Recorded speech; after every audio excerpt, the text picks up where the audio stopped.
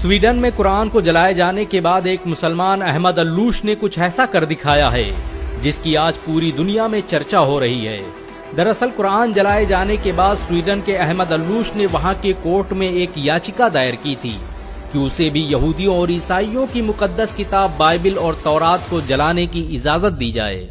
अहमद अल्लूश का कहना था कि जैसे स्वीडन में सरेआम सरकारी सिक्योरिटी के बीच कुरान को जलाया गया, वैसे ही वो भरी सिक्योरिटी और लोगों के बीच बाइबल और तौरात को जलाना चाहता है। इस खबर के आने के बाद इजराइल सहित दुनिया के तमाम यहूदी संगठनों ने बवाल कर दिया था और धमकी दी थी कि अगर हमारी धार्मिक पुस्तकों को जलाने की कोशिश की गई तो हम इसे बर्दाश्त नहीं करेंगे। इजराइल के राष्ट्रपति ने तो यहाँ तक कह दिया था कि तौरात हमारी सबसे मुकद्दस किताब है, इसकी हिफाजत हम पर फर्ज है और हम इसकी हिफाजत करके रहेंगे। स्वीडन की अदालत ने अहमद अल्लूश की याचिका के बाद उसे बाइबिल और तौरात को जलाने की इजाजत दे दी थी, क्योंकि स्वीडन में धार्मिक पुस्तकों को जलाना अभिव्यक्ति की आजादी माना जाता है, जिसके बाद दुनिया भर की नजरें स्वीडन के इस मुसलमान पर थी। ये इतिहास में पहली बार था कि किसी मुसलमान ने आसमानी किताब बाइबिल और तौरात को जलाने की इजाजत मांगी थी। अहमद अल्लूश तयशुदा वक्त पर कल इजरायली दूतावास पहुंचे। उनके एक हाथ में लाइटर था तो दूसरे हाथ में बाइबिल और तौरात। चारों तरफ दुनिया के मीडिया संस्थान और लोग बाइबल को जलाने का मंजर देखने के लिए मौजूद थे।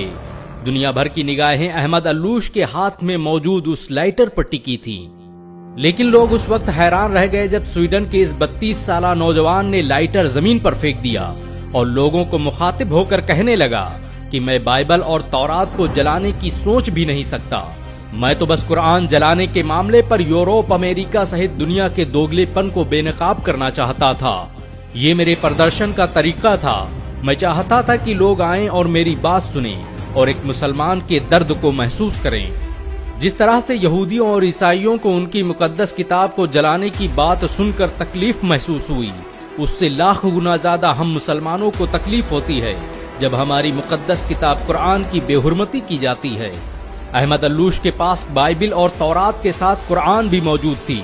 उसने कुरान को बोसा दिया और सीने से लगाते हुए कहा, भला मैं उन किताबों को कैसे जला सकता हूँ जिसकी तस्दीक मेरे कुरान ने की है। मेरा इस्लाम किसी मजहबी किताब को जलाने की इजाजत नहीं देता।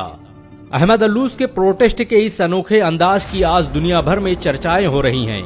यहाँ तक कि यहूदी और ईसाई भी कुरान को जलाने की इजाजत देने पर पाबंदी लगाने की मांग करने लगे हैं।